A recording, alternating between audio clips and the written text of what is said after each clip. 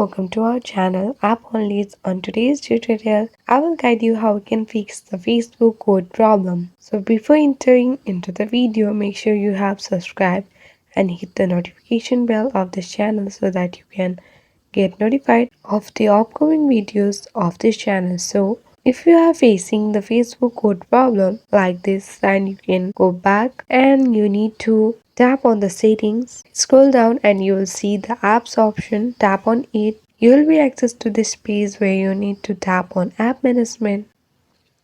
Here you need to scroll down and search for the message, or you can search in message on the search bar. Tap on it. You'll be access to this page where you need to tap on manage notification and you need to toggle on allow notification so that you can get all the messages access. Go back and tap on storage uses and clear all the cache.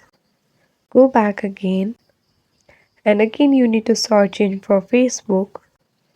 Tap on storage uses, clear all the cache and make sure you have allow all the permission by tapping on the permission. Allow all the apps permission. Go back and you need to allow the notification of the message by toggling on like this. Go back. If this way did not solve your problem, you need to update your Facebook app by going to the Play Store. Search in here Facebook.